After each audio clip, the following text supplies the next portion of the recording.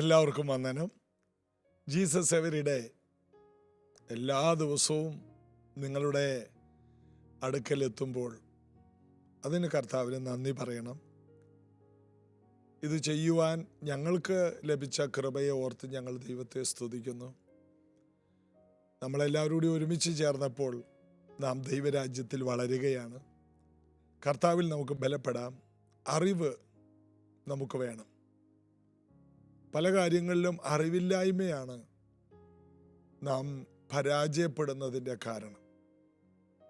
ഞാനിങ്ങനെ ഒരു ചിത്രം, ഒരു കാർട്ടൂൺ കണ്ടിട്ടുണ്ട്. ഒരു മനുഷ്യൻ മരുഭൂമിയിൽ ദാഹിച്ച് വലഞ്ഞ് നിലത്ത് വീണ് കിടക്കുമ്പോൾ അദ്ദേഹം 2 സൈൻ ബോർഡുകൾ കണ്ടു. ഒന്ന്, വെള്ളം 9 കിലോമീറ്റർ യാത്ര ചെയ്താൽ കാണാം. വേറൊരു സൈൻ ബോർഡ് കണ്ടു, H2O 50 മീറ്റർ അരികെയുണ്ട്. ഈ മനുഷ്യൻ 9 കിലോമീറ്റർ അകലെയുള്ള വെള്ളത്തിനു വേണ്ടി യാത്ര തുടങ്ങി. നടക്കാൻ മേല, മുട്ടയിൽ നീന്തി പോവുകയാണ്. എന്നാൽ വെള്ളത്തിൻ്റെ അതേ മറ്റൊരു രാസനാമമാണ് H2O. അത് തൊട്ടടുക്കൽ 50 മീറ്റർ അരികിലുണ്ട്. എന്താണ് അവിടെ സംഭവിച്ചത്? ഈ മനുഷ്യന് H2O എന്ന കാര്യം എന്താണെന്ന് അറിയില്ല. അതറിഞ്ഞിരുന്നെങ്കിൽ അദ്ദേഹത്തിന് 9 കിലോമീറ്റർ യാത്ര ചെയ്യേണ്ട ആവശ്യമില്ല. 9 കിലോമീറ്റർ എത്തുമെന്ന് അറിയില്ല. അതിനു മുമ്പ് 2 കിലോമീറ്ററിനുള്ളിൽ ഒരുപക്ഷെ അദ്ദേഹം മരിച്ചു വീഴാം. എന്നാൽ 50 മീറ്ററും 9 കിലോമീറ്ററും തമ്മിലുള്ള വ്യത്യാസം കണ്ടു. തൊട്ടരികിൽ H2O ഉണ്ട്, വെള്ളമുണ്ട്, കുടിവെള്ളമുണ്ട്. രണ്ടും ഒന്ന് തന്നെയാണ്. അറിവ് നമ്മുടെ ജീവിതത്തെ കൂടുതൽ കാര്യങ്ങളിലേക്ക്, ജീവിതത്തിൻ്റെ നന്മയിലേക്ക് നമ്മെ വേഗം എത്തിക്കും. അതുകൊണ്ട് അറിവ് നേടുക, ജ്ഞാനം സമ്പാദിക്കുക. ജ്ഞാനം തന്നെ പ്രധാനം. നിന്റെ സകല സമ്പാദ്യത്താലും ജ്ഞാനം നേടുക, അതിനെ ഉയർത്തുക. അത് നിന്നെ ഉയർത്തും. അത് നീ വെള്ളിയെപ്പോലെ അന്വേഷിച്ച് നിക്ഷേപങ്ങളെ പോലെ തിരയണം എന്ന് സദൃശവാക്യം 4 ഒക്കെ വായിക്കുമ്പോൾ കാണാം. ജ്ഞാനം പ്രാപിക്കുക, ജ്ഞാനം നേടുക, ജ്ഞാനത്തിന് വേണ്ടി ആഗ്രഹിക്കുക. നമ്മുടെ ജീവിതം ഉയർച്ചകളുള്ളതായി മാറും. അതുകൊണ്ട് വെറുതെ കളയുന്ന സമയം, തെറ്റായത് കണ്ടുകൊണ്ടിരിക്കുന്ന സമയം, ജ്ഞാനത്തിന് വേണ്ടി ഒരു പരിശ്രമം നടത്തുക. വിജയിച്ചിരിക്കും. ദൈവിക ജ്ഞാനം നിറയുവാൻ വേണ്ടിയാണ് ജീസസ് എവരിഡേ എല്ലാ ദിവസവും നിങ്ങളുടെ അടുക്കൽ വരുന്നത്. അത് കേട്ടുകൊണ്ടിരിക്കും തോറും നമ്മുടെ ജ്ഞാനം വർദ്ധിക്കും, വിവേകം വർദ്ധിക്കും, പക്വത വർദ്ധിക്കും, വിശ്വാസം വർദ്ധിക്കും, വിശുദ്ധ ജീവിതം വർദ്ധിക്കും. നല്ലൊരു ജീവിതത്തിന് വേണ്ടി ഈ സന്ദേശങ്ങൾ, ചെറിയ സന്ദേശങ്ങൾ കാരണമാകട്ടെ. കഴിയുന്നത്ര ലളിതമായി പറയുവാൻ ഞാൻ ആഗ്രഹിക്കുന്നുമുണ്ട്. കർത്താവ് നിങ്ങളെ അതിനായി ബലപ്പെടുത്തട്ടെ. ഇന്ന് നമ്മൾ റോമാലേഖനം 7-ാം അധ്യായത്തിൻ്റെ 9-ാം വാക്യത്തിൽ എത്തുകയാണ്. ഞാൻ ഒരു കാലത്ത് ന്യായപ്രമാണം കൂടാതെ ജീവിച്ചിരുന്നു. എന്നാൽ കൽപ്പന വന്നപ്പോൾ പാപം വീണ്ടും ജീവിക്കുകയും ഞാൻ മരിക്കുകയും ചെയ്തു. ഒരു കാലത്ത് ഞാൻ ന്യായപ്രമാണം കൂടാതെ ജീവിച്ചിരുന്നു. അന്ന് ന്യായപ്രമാണം വന്നിട്ടില്ല, ന്യായപ്രമാണമില്ല. എന്നാൽ കൽപ്പന വന്നപ്പോൾ, അപ്പോൾ കൽപ്പന ഇല്ലായിരുന്നോ? പൗലോസ് പറയാണ് കൽപ്പന വന്നു. പൗലോസിൻ്റെ കാലത്താണോ കൽപ്പന വന്നത്? അല്ല. തൻ്റെ ഉള്ളിലേക്ക് കൽപ്പന വന്നപ്പോൾ, താൻ വായിച്ചപ്പോൾ, താൻ പഠിച്ചപ്പോൾ, കൽപ്പന വന്നപ്പോൾ തനിക്കൊരു കാര്യം മനസ്സിലായി, ഞാൻ മരിച്ചവനാണ്. കാരണം ന്യായപ്രമാണം, കൽപ്പന വന്നപ്പോഴാണ് മനസ്സിലായത്, ന്യായപ്രമാണം നമ്മളോട് പറയുന്നത് നമ്മൾ മരിച്ചവനാണെന്ന്. അതുകൊണ്ടാണ് ഒരു വ്യത്യാസവുമില്ല, എല്ലാവരും പാപം ചെയ്ത് ദൈവ തേജസ് നഷ്ടപ്പെടുത്തിയത്. അതിൻ്റെ അർത്ഥം മരിച്ചവരാണെന്ന്. ദൈവ തേജസ് നഷ്ടപ്പെടുത്തുക എന്ന് പറഞ്ഞാൽ മരിച്ചു. ആദാം തേജസ്സുള്ളവനായിരുന്നു, അപ്പോൾ അവൻ ദൈവമകനായിരുന്നു. എന്നാൽ അവൻ്റെ പാപം ചെയ്തപ്പോൾ തേജസ് നഷ്ടപ്പെട്ടു, അവൻ മരിച്ചു. പാപം ചെയ്യുന്ന നാളിൽ നീ മരിക്കും. ഈ പഴം തിന്നുന്ന നാളിൽ, ആ കൽപ്പന ലംഘിക്കുന്ന നാളിൽ നീ മരിക്കും. ആദാം പിന്നീട് 930 വർഷം ജീവിച്ചിരുന്നതോ ജഡത്തിൽ ജീവിച്ചു. ജഡത്തിൽ ജീവിക്കുന്ന ജീവിതത്തെ വിളിക്കുന്ന പേരാണ് മരണം. അപ്പോൾ ജീവൻ എന്താണ്? ആത്മാവിൽ ജീവിക്കുന്ന ജീവിതത്തിൻ്റെ പേരാണ് നിത്യജീവൻ. ആത്മാവിൽ ജീവിക്കുക. ഗലാത്യ ലേഖനം 5-ാം അധ്യായം 16 മുതൽ വായിക്കുമ്പോൾ, ആത്മാവിനെ അനുസരിച്ച് നടക്കുന്നവർ ജഡത്തിൻ്റെ മോഹം നിവർത്തിക്കില്ല. ആത്മാവിൽ നടക്കണമെങ്കിൽ ആത്മാവിൽ വീണ്ടും ജനിക്കണം. പൗലോസ് പറയുകയാണ്, കൽപ്പന വന്നപ്പോൾ നമ്മുടെ മനസ്സിനകത്തേക്ക് ന്യായപ്രമാണം വന്നു കയറുമ്പോൾ നാം മരിച്ചവരാണ്. എന്നാൽ മറ്റൊരു കൽപ്പന, പുതിയ നിയമം നമ്മുടെ ഉള്ളിലേക്ക് വന്നു കയറി. എന്താണ്? ന്യായപ്രമാണ സംബന്ധമായിട്ട് ഞാൻ മരിച്ചു, എന്നാൽ യേശുക്രിസ്തു നിമിത്തം ഞാൻ ഉയർത്തെഴുന്നേറ്റു. അതാണ് യേശു പറഞ്ഞത്, ഞാനൊരു പുതിയ കൽപ്പന നിങ്ങൾക്ക് തരും. യേശു പറഞ്ഞു, തന്നെ കാണിച്ചു കൊടുത്ത രാത്രിയിൽ താനൊരു പുതിയ ഉടമ്പടി അവർക്ക് കൊടുത്തു. ഇതെൻ്റെ രക്തത്തിൽ പുതിയ നിയമമാണ്. പഴയ നിയമത്തിൻ്റെ ഉടമ്പടി കൂടെ കൂടെ യാഗം കഴിച്ച് ജഡീക ശുദ്ധി വരുത്തുന്നു. അതുകൊണ്ട് പാപത്തെക്കുറിച്ചുള്ള ബോധം ഉണ്ടാകുന്നു. എന്നാൽ യേശുവിൻ്റെ രക്തത്തിൻ്റെ പ്രത്യേകത, ഒരിക്കലായിട്ട് യേശു മരിച്ചു. കൂടെ കൂടെ യാഗത്തിൻ്റെ ആവശ്യമില്ല. കൂടെ കൂടെ ചില കർമ്മങ്ങൾ ചെയ്യണ്ട. യേശു എനിക്ക് വേണ്ടി ഒരിക്കലായി മരിച്ചു. എൻ്റെ പാപം എന്നേക്കുമായി മോചിക്കപ്പെട്ടു. എത്ര വലിയൊരു സത്യമാണ് യേശു ക്രിസ്തു മുഖാന്തരം നമുക്ക് ലഭിച്ചത്. റോമാലേഖനം ശരിയായി പ്രാർത്ഥനയോടെ ധ്യാനിച്ചാൽ ഈ ഭൂലോകത്ത് വെച്ച് ഏറ്റവും ശക്തിയുള്ള, വിസ്ഡമുള്ള, വെളിപ്പാടുള്ള, ധൈര്യമുള്ള, ഭയമില്ലാത്ത, കോൺഫിഡൻസ് ഉള്ള, ലക്ഷ്യബോധമുള്ള, പുരോഗതിയുള്ള വ്യക്തിയായി ഞാനും നിങ്ങൾ മാറും. അതുകൊണ്ടാണ് ബൈബിൾ പറയുന്നത് എല്ലാ തിരുവെഴുത്തും ദൈവശ്വാസമാണ്. ദൈവവചനം ധ്യാനിക്കുമ്പോൾ നമ്മുടെ ശ്വാസം, ജീവൻ, സമൃദ്ധി വർദ്ധിക്കുകയാണ്. നമ്മുടെ നിത്യജീവൻ കൂടുതൽ പുഷ്ടിപ്പെടുകയാണ്. എനിക്ക് മനസ്സിലാകുന്നില്ല ഈ രക്ഷിക്കപ്പെട്ടവർക്ക് ഡിപ്രഷൻ, രക്ഷിക്കപ്പെട്ടവർക്ക് നിരാശയെന്ന്, രക്ഷിക്കപ്പെട്ടവർക്ക് ഉറക്കമില്ലെന്ന്. അതിൻ്റെ അർത്ഥം അവർ ശരിയായിട്ട് അവരുടെ രക്ഷയുടെ സത്യങ്ങളെ അറിഞ്ഞിട്ടില്ല. രക്ഷിക്കപ്പെട്ടു, ഇപ്പോഴും ഉറങ്ങാൻ കഴിയുന്നില്ല. ഇവിടെ ഉറക്കമൊന്ന് എഴുന്നേറ്റ് വരാൻ പറ്റില്ല, അത്രയും ഉറക്കം. ഇവിടെ അലാറം വെച്ചിട്ടും എഴുന്നേക്കാൻ പറ്റുന്നില്ല. എന്ത് സമാധാനമാണ്, എന്ത് നല്ലൊരു ഉറക്കമാണ്. രക്ഷിക്കപ്പെട്ട വ്യക്തികൾക്ക് നിരാശയെന്ന്. നിരാശയെന്ന് പറയുന്നത് എന്താണ്? ആശയില്ലെന്ന്. ഇത് രണ്ടും കൂടി ഒന്നിച്ചു പോകുമോ? ഇരുട്ടും വെളിച്ചവും തമ്മിൽ എന്ത് പൊരുത്തം? പിശാചും ദൈവം തമ്മിൽ എന്ത് കൂട്ടായ്മ? അപ്പോൾ നമ്മൾ വീണ്ടും ജനിച്ചവരാണ് എന്ന് പറഞ്ഞാൽ പോരാ, വീണ്ടും ജനിച്ചതിൻ്റെ സത്യങ്ങൾ അറിയണം. നമ്മൾ പുതിയതാണ്. നമുക്കിനി നിരാശപ്പെടാൻ കഴിയില്ല. ആരെങ്കിലും നിരാശപ്പെടുത്തിയാലോ? ആർക്ക് നമ്മെ നിരാശപ്പെടുത്താൻ കഴിയും? നിങ്ങൾക്ക് വേണമെങ്കിൽ സമയം കിട്ടിയാൽ എന്നെ ഒന്ന് നിരാശപ്പെടുത്തി നോക്ക്. ബ്രദർ ശരിയല്ല, ബ്രദറിൻ്റെ ഉപദേശം തെറ്റാണ്, ബ്രദർ ദുരുപദേശകനാണ്, ഞങ്ങൾ ബ്രദറിനെ അംഗീകരിക്കുന്നില്ല, എങ്ങനെയെങ്കിലും ഒരു 100 പോയിന്റ് എനിക്കെതിരെ എഴുത്. എന്നിട്ട് ഞാൻ നിരാശപ്പെട്ടാൽ അതിൻ്റെ അർത്ഥം ഞാൻ വീണ്ടും ജനിച്ചതാണെങ്കിലും സത്യം ശരിക്ക് എന്നിലില്ല. വീണ്ടും ജനനത്തിൻ്റെ സത്യം എന്നിൽ ഉൾക്കൊണ്ടിട്ടില്ല. ന്യായപ്രമാണം എനിക്ക് മരണത്തിൻ്റെ ബോധം തരുന്നു.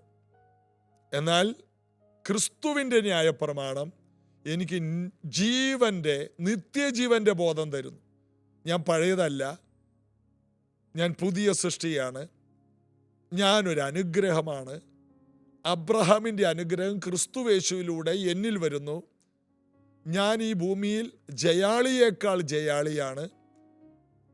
എന്നെ ഇനി കൊല്ലാൻ ആർക്കും കഴിയില്ല, കാരണം എന്നിൽ നിത്യജീവനുള്ളത് കൊണ്ട്. എനിക്ക് നിദ്രയേ ഉള്ളൂ, മരണം എന്നെ വിട്ടുമാറി, നിരാശ എന്നിലില്ല. ഞാൻ പ്രത്യാശ കൊണ്ട് നിറഞ്ഞ വ്യക്തിയാണ്. ദൈവത്തിൻ്റെ വിത്ത് എന്നിലുണ്ട്, എന്നിൽ വസിക്കുന്നു. എന്നിലുള്ളവൻ ലോകത്തിൽ ഉള്ളവനേക്കാൾ വലിയവൻ എന്നിങ്ങനെ പറഞ്ഞ് 100 കാര്യം, 1000 കാര്യം എനിക്ക് പുതിയ സൃഷ്ടി എന്ന നിലയിൽ പറയാനുണ്ട്. ആ കാര്യം ചിന്തിക്കുകയും എഴുതിയെടുക്കുകയും പറയുകയും ചെയ്യുന്ന ഒരു വ്യക്തിയെ ലോകത്തിൽ ഒരു ശക്തിക്കും നിരാശപ്പെടുത്താൻ കഴിയില്ല. ഇന്ന് ഈ സത്യം നിങ്ങളെ സ്വതന്ത്രമാക്കുന്നില്ലെങ്കിൽ നിങ്ങൾ സത്യത്തിനകത്തല്ല. നിങ്ങളിത് വെറുതെ കേട്ട് ഓഫ് ചെയ്ത് വെക്കുന്നവരാണ്. നിങ്ങളിത് പ്രാക്ടീസ് ചെയ്യുന്നില്ലെങ്കിൽ അയ്യോ, നിങ്ങൾക്കും എനിക്കും കഷ്ടം. നമുക്ക് വിജയിക്കാൻ കഴിയും. നമ്മുടെ വിളിയും തെരഞ്ഞെടുപ്പും അധികം ഉറപ്പാക്കാൻ ശ്രമിപ്പിനെന്നാണ് പത്രോസ് പറയുന്നത്. പത്രോസ് ആരായിരുന്നു? പാപിയായ മനുഷ്യൻ. എന്നെ വിട്ട് പോകണമേ എന്ന് പറഞ്ഞപ്പോൾ കർത്താവ് പറഞ്ഞു, ഞാൻ നിന്നെയും കൊണ്ടേ പോകും. നീ മനുഷ്യനെ പിടിക്കുന്നവൻ ആകും. നീ ഇപ്പോൾ ബെറിയോനാ ശിമോനാണ്, ഞാങ്ങണയാണ്, ആടുന്നവനാണ്, നിസാരനാണ്, സാധാരണ വ്യക്തിയാണ്. എന്നാൽ ഞാൻ നിന്നെ മറ്റൊന്നാക്കി മാറ്റും. കുറവുകളോടുകൂടി കർത്താവ് അവനെ അംഗീകരിച്ചു.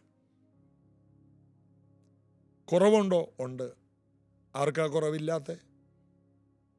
35 വർഷമായിട്ട് കർത്താവിൻ്റെ വേല ചെയ്യുന്ന ഞാൻ കുറവുള്ളവനാണ്. എന്നാൽ കുറവുകളോടുകൂടി എന്നെ ഒരു ദൈവവേലക്കാരനാക്കി നിർത്തിയിരിക്കുന്നു.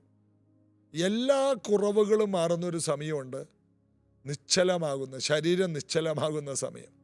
അതുവരെയും ഈ ശരീരത്തിൽ പറയുന്നതിൽ തെറ്റുവരും, ചിന്തിക്കുന്നതിൽ തെറ്റുവരും, പ്രവർത്തിക്കുന്നതിൽ തെറ്റുവരും.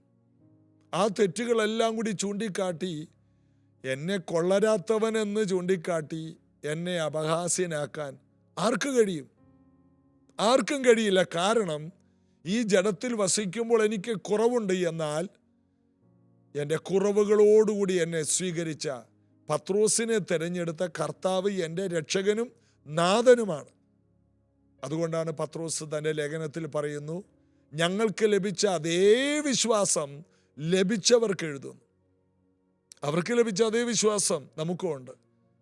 അവരുടെ വിശ്വാസവും നമ്മുടെ വിശ്വാസവും രണ്ടല്ല. അവരെ വിളിച്ച അതേ കർത്താവ് നമ്മെ വിളിച്ചു. അവരെ നിറച്ച അതേ അഭിഷേകം നമുക്ക് വന്നു. കൊർന്നല്യോസിൻ്റെ വീട്ടിൽ വെച്ച് പത്രോസ് പറയുന്നൊരു വാക്കുണ്ട്, ആദിയിൽ നമുക്ക് ലഭിച്ചതുപോലെ ആത്മാവ് ലഭിച്ച ഇവർക്ക് വെള്ളം വിലക്കാൻ ആർക്ക് കഴിയും? ഇവർ ജാതികളാണ്, റോമക്കാരാണ്, ഇവർക്ക് ദൈവമായിട്ട് ബന്ധമില്ല, ഇവർ അബ്രഹാമിൻ്റെ സന്തതിയല്ല. എങ്കിലും നമുക്ക് ലഭിച്ച അതേ അഭിഷേകം ലഭിച്ച ഇവരെ രണ്ടായി കാണാൻ നമുക്ക് കഴിയില്ല. അതുകൊണ്ട് ഞാൻ ഇവരെ സ്നാനപ്പെടുത്തും. എന്തെല്ലാം പ്രതിബന്ധം ഉണ്ടായി, എന്തെല്ലാം എതിരുണ്ടായി. യഹൂദ ക്രിസ്ത്യാനികൾ പറഞ്ഞു, ഇല്ല, അവർക്ക് പറ്റില്ല, അവര് പരിച്ഛേദന ഏറ്റവരല്ല, അവർ അബ്രഹാമിൻ്റെ സന്തതികളല്ല, അവർ ജാതികളാണ്, അവർ നമ്മൾ ഒരുമിച്ച് കർത്തൃമേശ എടുക്കരുത്. എന്തെല്ലാം ഡിസോർഡറുകളായിരുന്നു അവർ കൊണ്ടുവന്നത്. പത്രോസ് ആ നിലപാടിൽ ഉറച്ചു നിന്നു. കാരണം പത്രോസിനെ ദൈവം റോമാക്കാരനായ കൊർന്നല്യോസിൻ്റെ വീട്ടിലേക്ക് പോകുന്നതിന് മുമ്പേ ഒരു ദർശനത്തിലൂടെ ദൈവം പാഠം പഠിപ്പിച്ചു. 3 പ്രാവശ്യം സ്വർഗത്തിൽ നിന്ന് ഭൂമിയിലുള്ള എല്ലാ ജീവജാലങ്ങളും ഒരു പാത്രത്തിൽ, വലിയ പാത്രത്തിൽ ഇറങ്ങി വന്നു. എന്നിട്ട് പത്രോസിനോട് പറഞ്ഞു, അറുത്ത് തിന്നുക. പത്രോസ് കർത്താവിന് ക്ലാസ് എടുത്തു. പാടില്ല കർത്താവേ, പാടെ മറന്നൊന്നും ചെയ്യുകയില്ല. എന്താണ്? ഞാനൊരു യഹൂദനാണ്, ഇന്നുവരെയും ന്യായപ്രമാണം വിട്ട് ഞാൻ ഇടത്തോട്ടോ വലത്തോട്ടോ പോയിട്ടില്ല. ഇതിനെ ഒന്ന് അറുത്ത് തിന്നാൻ പറ്റിയതല്ല. ശുദ്ധിയുള്ള മൃഗങ്ങളെ തിന്നാം, ഇത് ശുദ്ധിയില്ലാത്തതും ഉണ്ട്. ഉടനെ ശബ്ദമുണ്ടായി സ്വർഗത്തിൽ നിന്ന്, ഒന്നിനെ മലിനമെന്ന് നീ പറയരുത്. അങ്ങനെ ആ ദർശനത്തെക്കുറിച്ച് ചിന്തിച്ചുകൊണ്ടിരിക്കുമ്പോൾ 3 പേര് വന്ന് വിളിക്കുകയാണ്. ആത്മാവ് പറഞ്ഞു അവരുടെ കൂടെ പോയിക്കോ, ഞാൻ അയച്ചതാണ്. അതുകൊണ്ട് കൊർന്നല്യോസിൻ്റെ വീട്ടിൽ പത്രോസ് പറയുന്നുണ്ട്, അപ്പോസ്തല പ്രവൃത്തി 10-ാം അധ്യായം വായിക്കുമ്പോൾ കാണാം, ഞങ്ങൾക്കും നിങ്ങൾക്കും തമ്മിൽ പല കാര്യത്തിൽ സംസർഗമില്ല, എങ്കിലും ദൈവം ഒന്നിനെ മലിനമെന്ന് പറയരുതെന്ന് പഠിപ്പിച്ചു. അപ്പോൾ നമ്മൾ അറിയേണ്ട കാര്യം, ദൈവമക്കളെന്ന് പറയുന്നവർ അറിയേണ്ട കാര്യം, മലിനമെന്ന് പറഞ്ഞ് പലരെയും മാറ്റി നിർത്തരുത്. കുറവുകളോടുകൂടെ ചിലരെ അംഗീകരിച്ച് അവരെ പണിതെടുക്കുവാൻ, പത്രോസാക്കിയെടുക്കുവാൻ, പണിതെടുക്കുവാൻ നമുക്ക് കഴിയണം. ഇന്ന് ഈ സന്ദേശം നമ്മുടെ കുഞ്ഞുങ്ങളോട് ക്ഷമിക്കുവാൻ, നമ്മുടെ കുടുംബങ്ങളോട് ക്ഷമിക്കുവാൻ, അനേകരോട് ക്ഷമിക്കുവാൻ നമുക്ക് ശക്തി തരും. ഞാൻ വിശ്വസിക്കുന്നു. അകലങ്ങൾ മാറട്ടെ. ഭാര്യയോട്, ഭർത്താവിനോട് എല്ലാം ക്ഷമിക്കുക. ഭാര്യയുടെ എല്ലാ കുറ്റങ്ങളും ഒരു പേപ്പറിൽ എഴുതും. എന്നിട്ട് ആ പേപ്പർ കീറിയിട്ട് പറഞ്ഞ് ഞാൻ ക്ഷമിക്കുന്നു. ഭർത്താവിൻ്റെ എല്ലാ കുറ്റങ്ങളും രാവിലെ തന്നെ എഴുതിയാൽ തീരില്ല. കല്യാണം കഴിച്ച അന്ന് മുതലുള്ള കുറ്റമാണ്. അത് മുഴുവൻ എഴുതിയിട്ട് പറയണം, ഞാൻ എൻ്റെ ഭർത്താവിനോട് ക്ഷമിക്കുന്നു. കീറിക്കള, മറന്നു പോ. ജോസഫിനെ പോലെ അത് മറക്ക്. എന്നിട്ട് ഒന്നിന്ന് തുടങ്ങും. അല്ലെങ്കിൽ വിവാഹമോചനം ഉറപ്പാ, കുടുംബ തകർച്ചകൾ ഉറപ്പാ. കുറവുകളോടുകൂടി അംഗീകരിച്ച് പ്രാർത്ഥിച്ച് ഒരു പുതിയ തുടക്കം കുറിക്കണം. കർത്താവ് നമ്മുടെ കൂടെ ഇരിക്കും, നമ്മുടെ കുടുംബങ്ങളെ അനുഗ്രഹിക്കും. ഈ സന്ദേശം നിങ്ങൾ മറ്റുള്ളവർക്ക് ഷെയർ ചെയ്യണം. ഒത്തിരി കുടുംബങ്ങൾ രക്ഷപ്പെടട്ടെ. വിവാഹമോചനത്തിൻ്റെ വക്കിലൊക്കെ നിൽക്കുന്ന കുടുംബങ്ങൾക്ക് ഇത് രക്ഷയാകട്ടെ. പ്രാർത്ഥിക്കാം. യേശുവേ, അകലങ്ങളുള്ള, ഭിന്നതകളുള്ള, രണ്ട് തട്ടിൽ നിൽക്കുന്ന കുടുംബങ്ങളും, വീട്ടിൽ നിന്ന് ഇറങ്ങിപ്പോയ മാതാപിതാക്കളെ വെറുത്തിറങ്ങിപ്പോയ മക്കളും, മക്കളോട് അകന്നു കഴിയുന്ന അപ്പനമ്മമാരും, എല്ലാ അകലങ്ങളും വിട്ട് കുറവുകളെല്ലാം എല്ലാവർക്കും ഉണ്ടെന്ന് മനസ്സിലാക്കി കുറവുകളോടുകൂടി മറ്റുള്ളവരെ അംഗീകരിക്കുന്ന ഒരു ദൈവകൃപ അവരിൽ ഉണ്ടാകട്ടെ. കുടുംബ പ്രശ്നങ്ങൾ മാറിപ്പോകട്ടെ, അകലങ്ങൾ മാറട്ടെ. ക്രിസ്തുവിൽ എല്ലാവരും ഒന്നാകട്ടെ. പ്രത്യേകിച്ച് ചർച്ചിലുള്ള അകലങ്ങൾ മാറട്ടെ. ചർച്ചിൽ ചിലരെ വെറുപ്പോടെ കാണുന്ന പ്രവണതകൾ മാറട്ടെ. രണ്ട് തട്ടിൽ കാണുന്നത് മാറിപ്പോകട്ടെ. എല്ലാവരും ക്രിസ്തുവിൽ ഒന്നാണെന്ന് ഗ്രഹിക്കട്ടെ. അനുഗ്രഹിക്കുന്നു യേശുവിൻ നാമത്തിൽ. ആമേൻ. തീർച്ചയായിട്ടും ഈ സന്ദേശം നിങ്ങൾ അയച്ചു കൊടുക്കുന്ന എല്ലാവർക്കും വിടുതലായി മാറും. ഒത്തിരി കുടുംബങ്ങൾ അനുഗ്രഹിക്കപ്പെടും. സമാധാനത്തിൻ്റെ ദൈവം നിങ്ങളോട് കൂടിയിരിക്കും. ഇന്ന് പ്രത്യേകിച്ച് ഒരു അനൗൺസ്മെൻ്റ് ഉള്ളത്, ഇന്ന് വ്യാഴാഴ്ച രാവിലെ പ്രൈസ് ജനറേഷൻ ചർച്ചിൽ വെച്ച് ഉപവാസ പ്രാർത്ഥന ഇല്ല. ഓർത്തിരിക്കണം, ഇന്ന് രാവിലെ ഉപവാസ പ്രാർത്ഥന ഇല്ല. കാരണം കഴിഞ്ഞ ആഴ്ചയിൽ 10 ദിവസത്തെ ഉപവാസ പ്രാർത്ഥന തുടർമാനമായതുകൊണ്ടും പല യൗവനക്കാർക്കും പഠനത്തിൻ്റെ തിരക്കുകൾ ശുശ്രൂഷകന്മാർക്കുള്ളതുകൊണ്ടും ഒരു വിശ്രമ ആഴ്ചയായി ഈ ആഴ്ചയെ വെച്ചിരിക്കുന്നു. എന്നാൽ വീട്ടിലിരുന്ന് നിങ്ങൾക്ക് വ്യക്തിപരമായിട്ട് ഉപവസിക്കാം. ഉപവാസമെന്ന ആ നല്ല ക്വാളിറ്റി ബൈബിൾ വായിക്കുകയും പ്രാർത്ഥിക്കുകയും ചെയ്യുക. കർത്താവ് അനുഗ്രഹിക്കും. ഞങ്ങളെയും ഓർത്ത് പ്രാർത്ഥിക്കുക. God bless you. നാളാകുമോ നീരില്ലാതെ വാഴാകുമോ നീരില്ലാതെ നാളാകുമോ നീരില്ലാതെ വാഴാകുമോ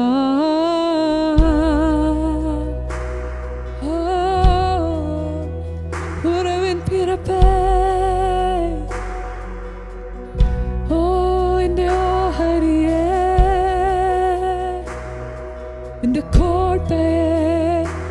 എന്റെ സങ്കേതമേ ഉയരനൂற்றേ നീയാവാ ഉണ്മയിൻ വഴിയേ നീയാവാ ഉയരനൂற்றേ നീയാവാ ഉണ്മയിൻ വഴിയേ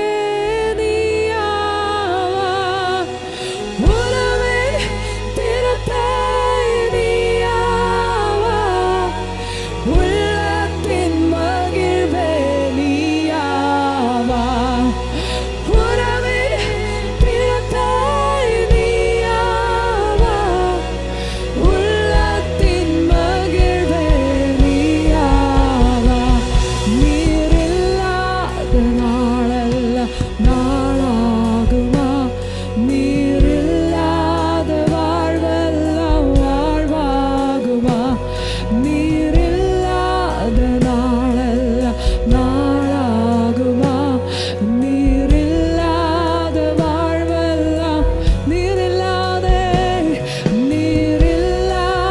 நாளெல்லாம் நாளாகுமா நீரில்லாத வாழ்வெல்லாம் வாழ்வாகுமா நீரில்லாத நாளெல்லாம் நாளாகுமா நீரில்லாத வாழ்வெல்லாம் எனது ஆற்றலும் எனது ஆற்றலும் நீயாவா எனது வலிமையும் நீயாவா எனது ஆற்றலும் நீயாவா எனது வலிமையும் நீயாவா எனது ஆனந்தம் நீயாவா எனது கோட்டையும் நீ எனது ஆனந்தம்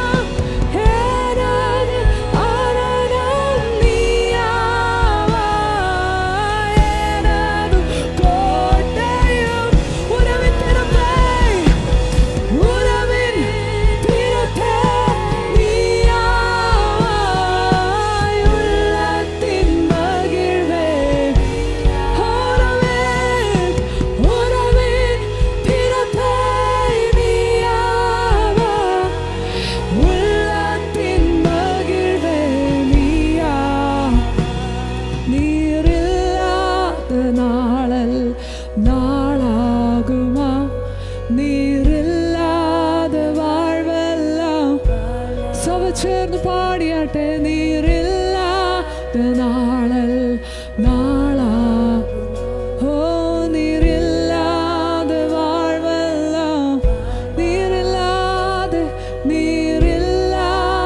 നാളൽ നാളാകുമാ നീരില്ലാതെ வாழ்வெல்லாம் வாழ்வாകും നീരില്ലാതെ നാളൽ നാളാകുമാ നീരില്ലാതെ ഓ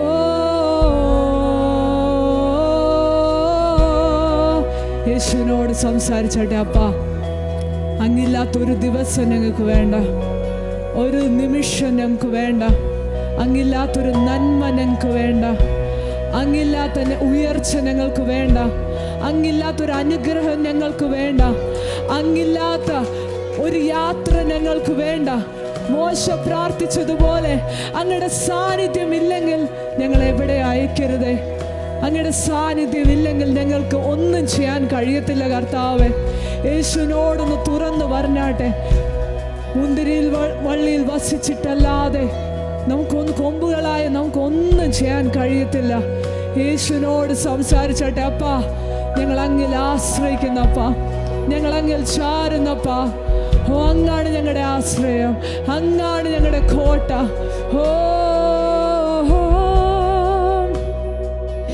எனது ஆற்றல் நீயாவா எனது வலிமை நீயாவா எனது ஆற்றல் நீயாவா எனது வலிமை நீயாவா எனது ஆனந்தம் நீயாவா எனது கோட்டையும் நீயாவா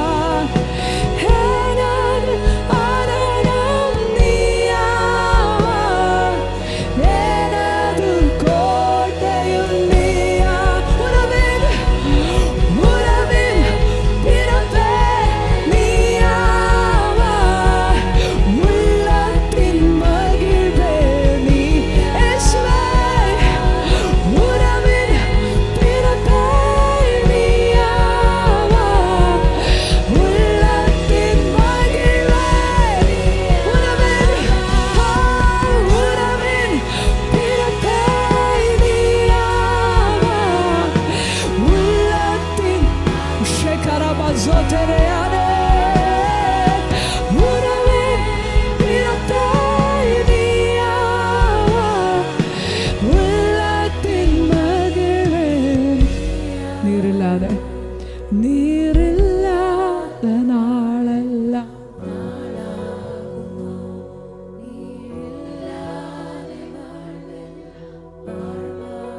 യേശുവേ, നീരില്ലാത്ത നാളാകും.